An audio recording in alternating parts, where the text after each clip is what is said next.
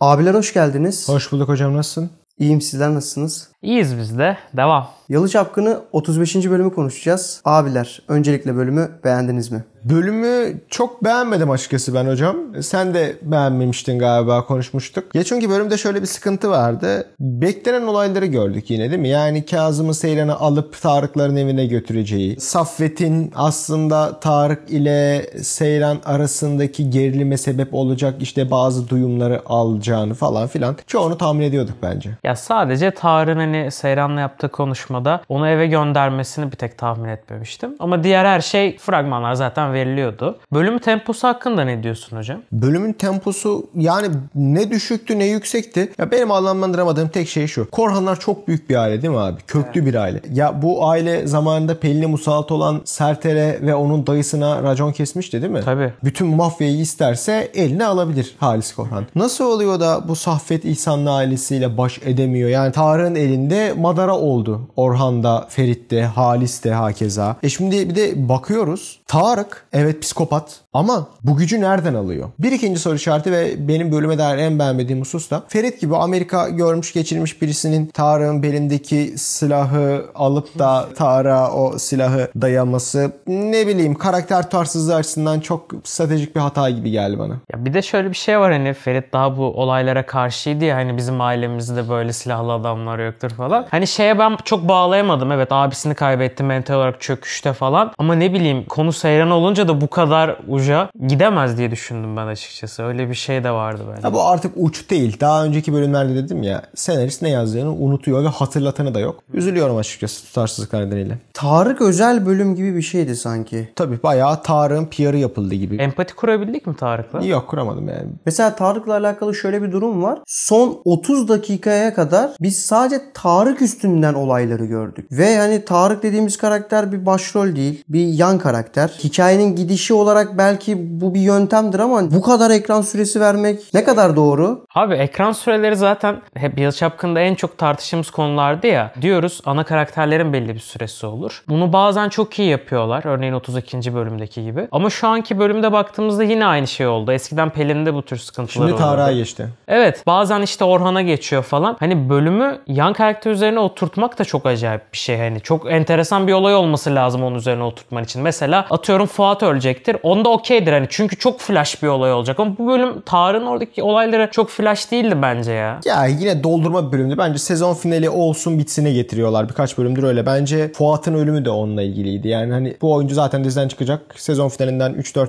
bölüm öncesinde bir öldürelim. 2-3 bölümde bunun üzerinden gideriz düşüncesiyle yazılmış bölümlerdi. Eksik gidiyor. O zaman genel olarak bölüme geçtiğimizde şöyle bir durum vardı. Bölümün ana kurgusu şu şekildeydi aslında. Kapılar arkasında gizlice konuşulan olayların duyumları üstüne. Mesela hemen örnek vereyim size. Saffet'in Seyran'la Ferit'in ilişkisini dinlemesi ya da Esme'nin Kazım'la Zerrin'in telefon konuşmasını gizlice duyması ya da İfakat'in telefondayken Pelin'in intiharını duyması gibi. Çok gerçekçi sahneydi, değil mi? Çok üzülecektim ya. Yani Pelin'in intihar etmesi beni çok yaralardı ya. Gerçekten yani kahrolurdum. Annesi iyi ki de kurtardı. Vallahi çok üzücü bir sahneydi ya. Pelin Ferit olmadan fotosentez yapamıyor galiba. Hayat bağları resmen Ferit'e bağlı. Dizi şiddeti de övüyor. Kız çocuklarına kötü örnek de oluyor. Yani bir kız çocuğu birini severse sadece ona bağlı kalacak. Eğer ondan geri dönüş alamazsa intihar etmeli gibi bir tutarsız bir davranışlar silsilesi var. Yani bu Pelin'in artık diziden çıkması lazım Zerrin'le birlikte. Dizi kamu spotuna doğru evrilecek yakında yani. Hani bu diziyi izlemeyin, bu iki karakterin yaptıklarını yapmayın gibi bir altyazı falan yazmalar lazım artık, o derece.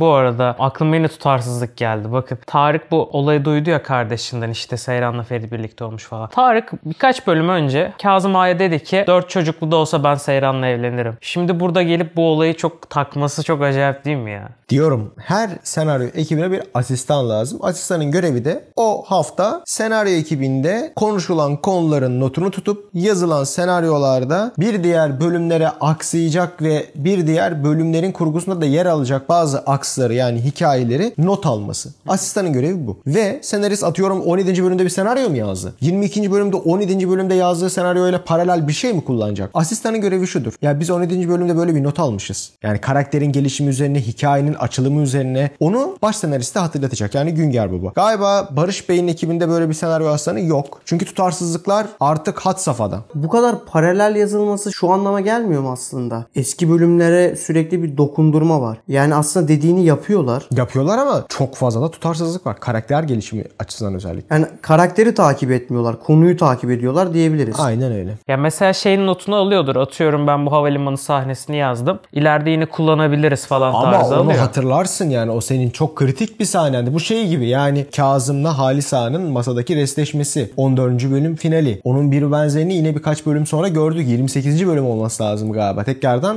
Halis ile Kazım'ın restleşmesini gördük yine bir masa sahnesinde. Ama şundan dolayı da olmuyor mu paraleller bir noktada? Tabii ki de bilinçli de yapılıyor bir noktada ama dizi sürelerimiz çok uzun. Ortadaki yemek de belli. Zaten oraya dönecek elbet. Öyle bir şey de var. Hayır ama şöyle bir şey var. Hani dizideki karakterlerin tutarsızlığından bahsediyorsak bu paralellerin de olmaması lazım. Çünkü geriye bakmaması lazım. Ama demek ki bakıyor ki paraleli yazıyor. Bizim Türk dizilerinde şöyle bir sıkıntı var. Bunu aşan da çok nadir diziler vardır. Şimdi dizi süreleri çok uzun, doğru. Onda herhangi bir sıkıntı yok. Ama şöyle bir sorun var. Şimdi 2,5 saatlik bir dizi veriyorsan senin zaten en az 10 tane oyuncun var. Baş karakterlere bağlı kaldığın müddetçe hikaye sıkışacak ve yan karakterlerin derinliği kaybolacak. Ki gördük bunu. Fuat, Asuman, hatta Orhan, Gülgün, İfakat. Yani bunlar aslında çok derin karakterler ama bunların hikayesine bir türlü girilemedi. İstanbul'da Gelin diye O3 Medya'nın yine yapımcısı Onur Güven Atam'da bir dizisi vardı. Ve İstanbul'da Gelin'de her karakter yan karakter olsun, ana karakter olsun. Aslı Enver ve Özcan Deniz'in başrol olduğu diziydi. Ama biz her bölüm Fırat Tanış'ın, dizideki adı Adem'di, psikoterapi sahnelerini izlerdik. Bildiğin 10 dakika boyunca senarist yazmış Deniz Akçay katıksız. Yönetmen Zeynep Günaytan o sahneyi çekmiş ve 10 dakika seyirci onu izlerdi ve zevk alırdık. Şimdi dizi süreleri ne kadar uzunsa yan hikayelere ve yan karakterlerin derinliğine o kadar çok girme imkanım var. Ama Mehmet Barış Bey sezonun başından beri yan hikayelere bir türlü giremedi. Tam tersi yan karakterler derinliğini kaybettikçe diziden çıkmak istediler. Örneğin Sultan'ın kocası. İyi bir oyuncuydu. Diziden çıktı adam. Daha 3. 4. bölüm müydü neydi? Örneğin Fuat. Niye çıkmasın abi? Biz hep konuşuyoruz ya Fuat'ın tek görevi ne? Aman ağzımızın tadı bozulmasın Asuman. Tabii Asuman da bu arada 2'de çıkabilir. Çünkü bir müzikalle de anlaştı. Hani tabii arada da götürebilirsin sahnen az olduğu için ama o da kendi yolunu orada birazcık yaptı yani Asuman'ı canlandıran kişi. Mantıklı çünkü zor, evet, dediğin gibi hani bir noktada bölüm bölüm belli bir süre alman gerekir ama bazen şöyle oluyor Yalı Çapkın'da 10 bölüm hiç yok gibisin. Bir bölüm full sana yazıyorlar sonra yine yoksun. O yüzden dediğin gibi yan karakter olmak çok avantajlı değil. Pelin değilsen. Yusuf nerede mesela? Ya sadece Yusuf değil. Ben mesela madem böyle bir hikaye, böyle bir aşk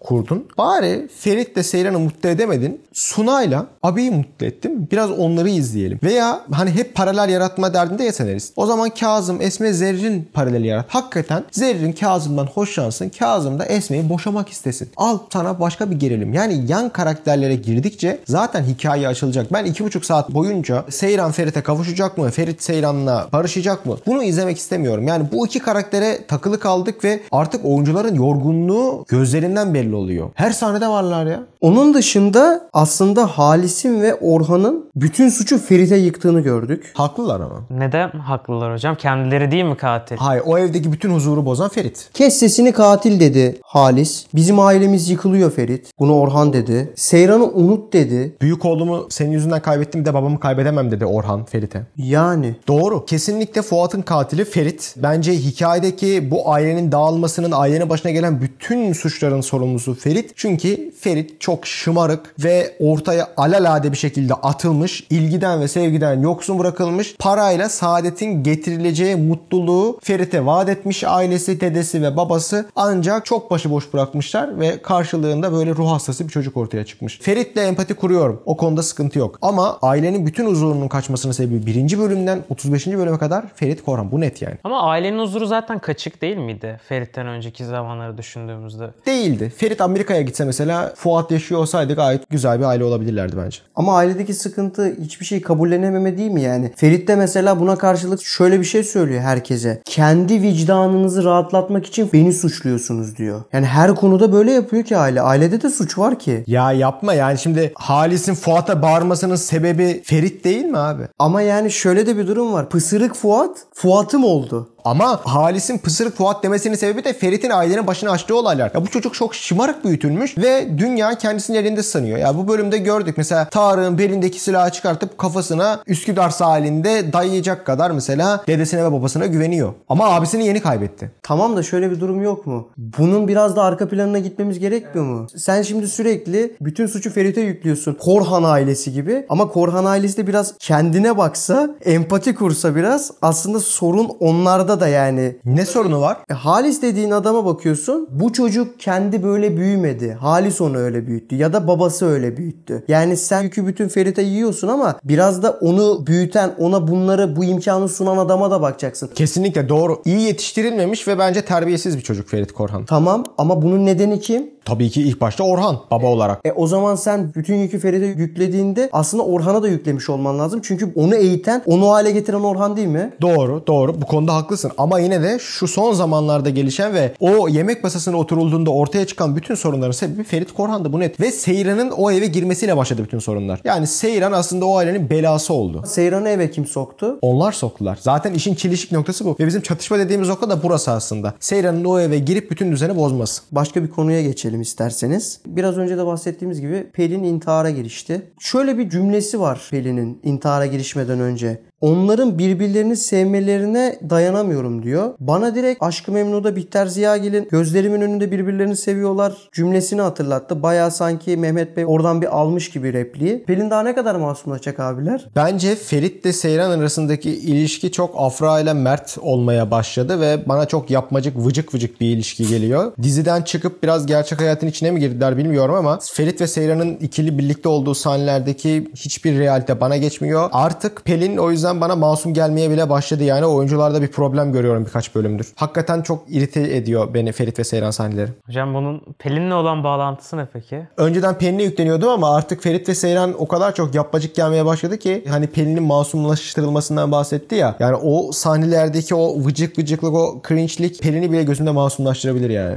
Diyorsun. Mesela bu bölüm zehirlenseydi, Ferit onun yanına falan gitseydi oradan bir hikaye açılabilir miydi? Açılabilirdi. Zaten suçlusu Ferit yani. Pelin'i ne hale düşürdü. Bu arada herkesle empati kuracaksak Pelin'le niye empati kurmuyoruz? Pelin'e de empati kuralım. Ya Pelin'i o hale düşüren Ferit değil mi?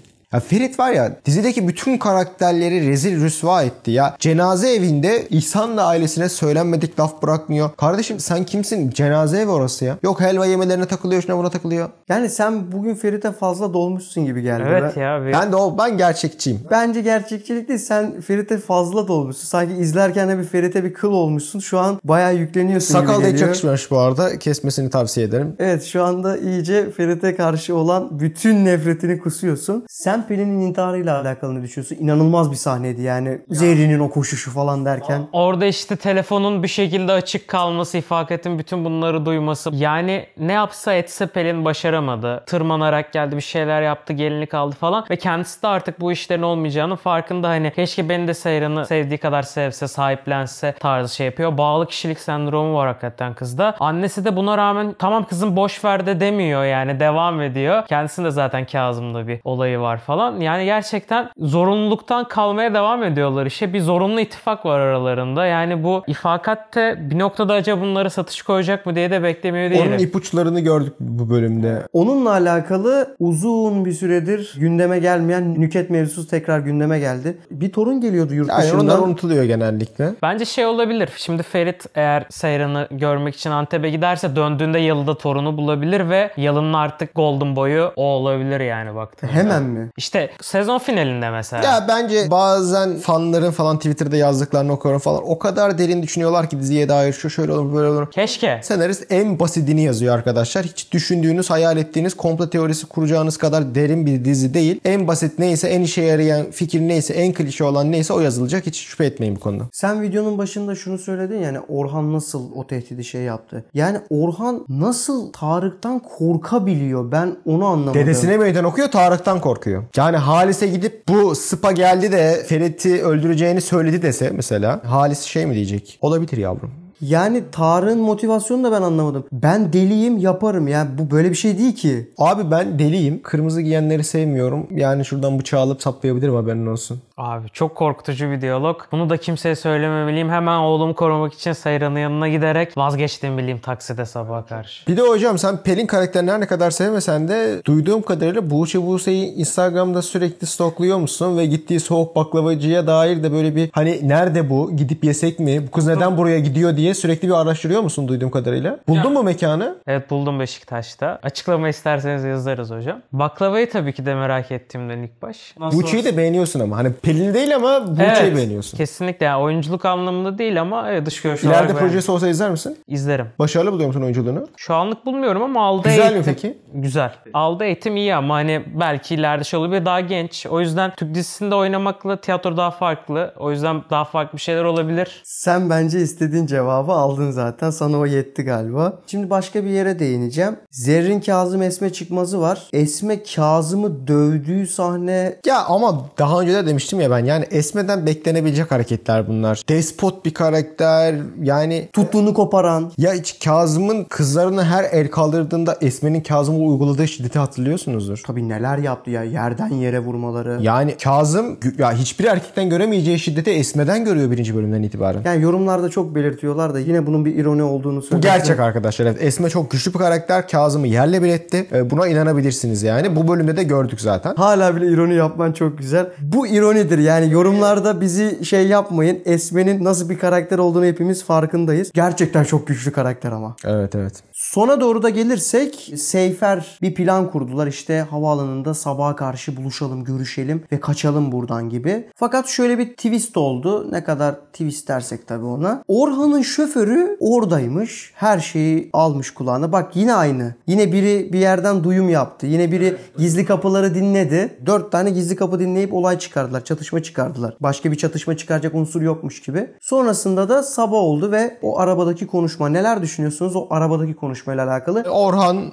tabii orada aslında dediklerinin hepsi doğru. Seyran'a dedi ki eğer Ferit'i seviyorsan ve sağ salim yaşamasını istiyorsan onunla gitme, uzak dur. Çünkü bir oğlumu kaybettim ben. Biraz da vicdan yaptı yani orada. Bir oğlumu daha kaybedemem. Sorumlusu sen olursun demeye getirdi aslında. Vicdan yaptırdı Seyran aslında. Evet, Seyran'a vicdan yaptırdı. Kendi de biraz böyle hassaslığını belli etti aslında. Kimse zaten o konuşmadan sonra herhalde inat edip gitmezdi diye düşünüyorum. Şöyle dedi hatta, ona olan sevgin için ondan vazgeçmelisin. Tabii doğru. Yani Seyran da çok abarttı yani. Ferit'in yaşaması mı yoksa Seyran'la birlikte olması mı? Aşk bazen vazgeçmektir yani. Zaten Ferit'le Seyran gece arabadayken Seyran bunun sinyalini verdi. Hani olmayalım artık gibi. Hani zaten bu buraya tekabül etti gibi geldi bana. Bence de ikinci sezonda mesela ben Pelin'in diziden çıkıp Ferit karakterine yeni bir partner adayı eklenmesini görmek istiyorum. Yani Seyran ve Ferit tamam birlikte oldular ve bence bitti yani. Bu ilişkinin enerjisinin kaldığını düşünmüyorum. Bence hem Ferit'e hem Seyran'a farklı partnerler ekleyip ikinci sezonun kurgusunu bu şekilde yaparlarsa belki hani biraz bizi özletirler o Seyran ve Ferit ve tekrardan bir araya geldiklerinde özlediğimizi fark ederiz ama bu sadece bireysel bir yorum. Ben artık Seyran ve Ferit sahnelerinden açıkçası hiç zevk almıyorum yani. Sen peki abi sence Orhan'ın diyaloğunu mesela sen Seyran olsan sana kursalar ne düşünürdün? Abi şimdi tabii inatçı bir karakter olsam da çok damarından vurdu Orhan. Yani adamı babalık vasfı geldi şu 3-4 bölümdür gerçekten. Dizide yaptığı en iyi hamleyi yaptı bence Orhan. Kendi ailesi kurtarmak açısından. Hani bize çok kötü oldu ama şimdi şöyle bir şey var. Ferit'in daha hero kompleksini daha da çıkarması için aralarının burada suni olarak kendilerinin açması değil başkalarının açması gerekiyordu. Antep'e o yollara düşürecek şeyin birazcık da kendi ailesinden olduğunu görünce artık o savaşı daha da vermeye çalışacaktır. Ama ben de mutlu son beklemiyorum. Hani öyle Antep'ten aldım geldim Seyran'ı falan tarzı bir şey beklemiyorum. Bu işler o kadar kolay değil. Dediğin gibi aileler çok güçlü. O yüzden o diyaloğu beğendim oradaki. Onun haricinde Seyran'ı harbiden çok can damarından vurdu. Çünkü hani seviyorsan onu özgür bırakmalısın gibi konuştu. Bir tehdit etti aslında bir nevi de. Peki sana şeyi soracağım. Sence Suna'nın ayakları 36,5 numara mı? Bu bölüm gördük bence 38 var yani. Ya evet. Senin özel ilgi alanın mesela. Ya bence değildir ama Saffet bence o kadar bu duruma şey oldu ki artık ona öyle fokuslandığı için onu öyle görüyor. Saffet neden Suna'nın ayakları yere çıplak bassın istemiyor hocam? Hocam işte adam sürekli bir şey giysin istiyor. Onunla daha bir tatmin oluyor yani. Ayak mayak kokluyor ya. Garip. Empati kurabiliyor musun? Ya şimdi şimdi şöyle, hatta bu bölümde geçti diyaloglarda. Suna dedi en normali Saffet dedi. Haklı bu arada. Adamın sadece ayak fetişi var dedi. Gamer adam diye falan diye bu kadar ya ezmeyelim. normal canım. Ayak fetişcisi olmak kötü bir şey mi sence? Bence değil. Ya Saffet'le empati kurabiliyorsan sıkıntı yok tabii. O zaman son sahneye geçiyoruz. Tarık dedi ki Kazım'a, Seyran'ı Antep'e gönder. Bir gecede Antep'e gitme kararı alındı. Niye uçakla gidilmiyor o Antep'e? Parası yok galiba. Tabii bir de Yeşilçam efekti vermek istemişler tabii. Ortaya yol koymak için işte ya. Gördük ki Ferit'i havaalanında bir mektupla, bir notla terk eden Seyran vardı karşımızda. Son sahneyle alakalı neler düşünüyorsunuz? Abi şimdi şöyle düşünelim. Sen Ferit ol, ben Seyran olayım. Bu durumu açıklayamayacak gibiyim ve 2023'te bir dizi çekiyoruz. Ben sana paralel olan bir sahnede bir çocukla mektup ulaştırıyorum ki gelemeyeceğimi de çok böyle duygusal bir şekilde belli etmişim. Hep de çocukla ulaştırıyorlar zaten mektubu. Ben anlamıyorum. Ben en son mektup kullandığımda ortaokuldaydım. Kıza hakikaten teknolojik olarak ulaşamadığım için yazmıştım. Senin de yaşın var bu arada. Tabii o yüzden düşündüğümüzde artık geçti ya. Mektup falan kalmadı kardeşim. Bu ne yani? Birazcık daha teknoloji. WhatsApp'tan yazsana. Ya aynen, hani aramaya belki şey yapamazsın orada ağlayacağın için sesini duyduğunda. Kimin bir mesaj. telefonuyla yazacak? Hattuç. Alır birinden. Ya Allah aşkına yapmayın arkadaşlar. Abi Hattuç ya diye yazacak, işte selam ben Seyran Ferit diye devam edecek işte. Atar siler mesajı, buna da dönme yazar mesela. Ya şunu eleştirmeyin, gözünü seveyim. Her şeyi eleştirin de Hocam, son saniye böyle bir... mektup ne ya? Abi ne mektup Dramatik ne? etki olsun diye de yapmazsın yani. Yok. Abi senarist adamsın sen. Bunu yapacak işte. Yok ya abi, yani o zaman bari şurada mum efekti falan da koysalardı Ferit'in yanına falan. Bence hiçbir şey vermemeliydi. Öyle kalmalıydı abi Ferit mesela. Biz bölüm sonunda yine böyle görmeliydik. Yani gelmeyeceğini anlamalıydı. Bölüm sonu için iyi bir final değil. Çok kötü bir final yani. Bu bölüm sonu olabilecek bir final değil. Bu bölüm ortasında falan olabilecek bir şey. Hangi finali ki? Hangi finali? Yani galiba en son Fuat'ın ölümün finali iyiydi yani. Ya başka işte. Başka da yok. Ya hep kötüler kazanıyor Yalı Çapkın'da bölüm sonlarında. Bir de şey ya, şu acayip. Ferit orada böyle ikilemde kalsaydı daha iyi olurdu Ben hocam. sadece şunu söylüyorum. Gelecek mi gelmeyecek mi diye. Her şeyi kabul ettik. Mektuba mı takıldınız? Yani Ben dizide takıldım. milyar tane olay var. Mektupla Ben getirdi. mektuba takıldım yani. Bu arada bu hafta gördüm. Yalı Çapkın'ın fanları diziyi şikayet etmişler çok fazla şiddet olduğu için. Birsen Altuntaş'ın haberiydi. Bu arada şeyi çıkardılar. Kazım'ın Seyran'ı deniz kenarında patakladığı bir sahne, onu çıkarmışlar.